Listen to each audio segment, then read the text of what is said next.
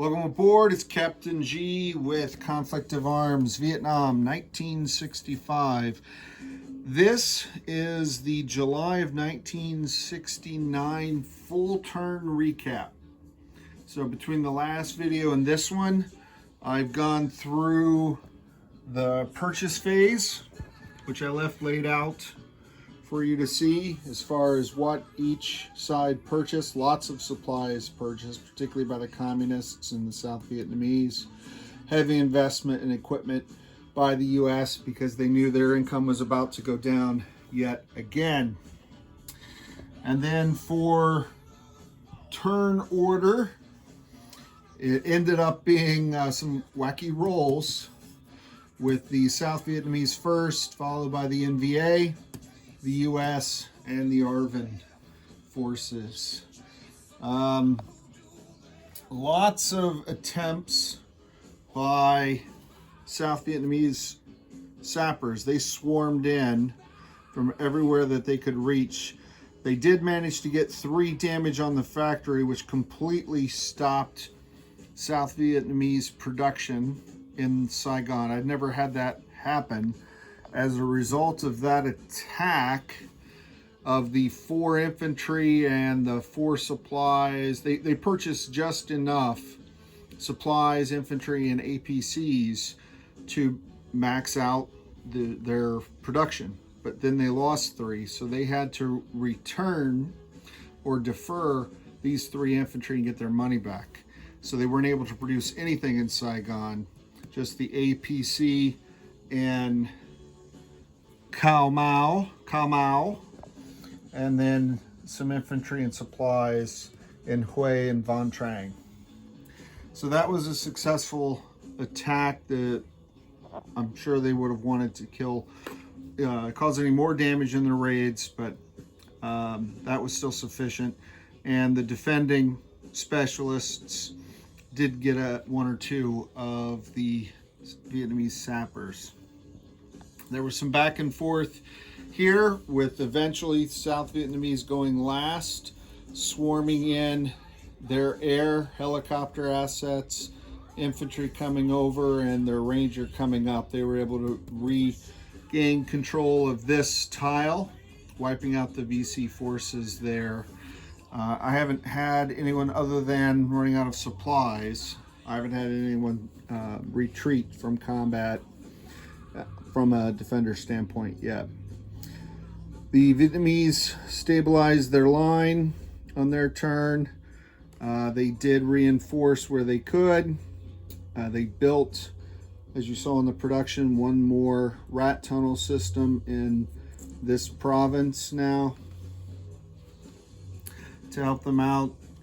The US destroyed the NVA infantry here via artillery, and they missed in their artillery attempt to soften this target up for their South Vietnamese allies. And then some positioning up here. Both the sapper mission was a failure, as well as anything that the US and South Vietnamese had tried to do in positioning their forces to attack. As far as Laos, lots of combat action, lots of movement down the trail. So now you're seeing a big trickle turn into a steady flow of equipment coming down. And we had heavy fighting here along the Ho Chi Minh Trail. Bombers, B-52 bomber strikes, taking out some IPCs. Shots by the AA missing. This was bombed.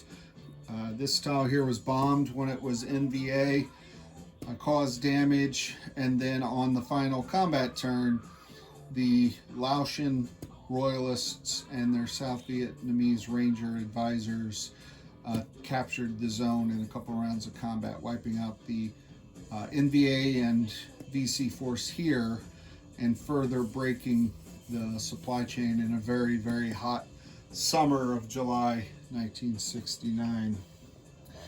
And then in the north, the communists have ramped up their supply, shipping more AA to the front. And that's basically it.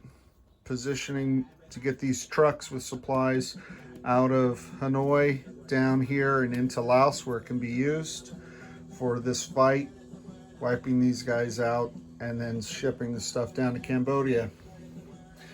And I think that's it. So at the end of the turn for IPCs, the US now is down to, we'll confirm, 19 on the income tracker. They rolled a 3 for that reduction. The South Vietnamese are up to 23 plus the 9 that they get back from their refund for the infantry they couldn't place. So that gives them a boatload of CP to spend. I don't know where, they still are constrained by the forces, the limits on the production. The NVA are down to 13 minus the 2 from the bomber damage, and then they get some Soviet IPC, 8 of it, so that helps tremendously offset that. So that's theirs. And then the VC are at 19 as well. These guys are at 13 minus the 2. They're at 19 minus 3 because they took all the bonus income. And they have 4 here for the Soviets to make that up. So next up will be January of 1970. Also what happens is the red bonus income. So you see, perhaps, I know there's a bit of shade, I don't know why. So these red numbers are now active. So that's additional income to the VC right when the Cambodian incursion is coming up. Just to confirm that that's January of 1970 as opposed to July, I'm pretty sure it is. January of 1970, so U.S. and South Vietnamese forces can now attack into Cambodia. And that's where they've been positioning here in the Mekong Delta to do exactly that. Cut this supply line to these guys from this factory.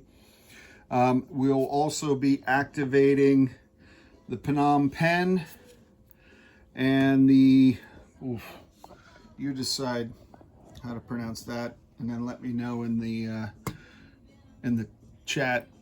Seri Safoan, don't know. So these are Khmer Rouge, I believe. No, those are the loyalist Cambodians, and that is the Khmer Rouge. No, reverse that. I'm not sure. I'll look it up. I'm confused now by the symbols being the same, just different colors.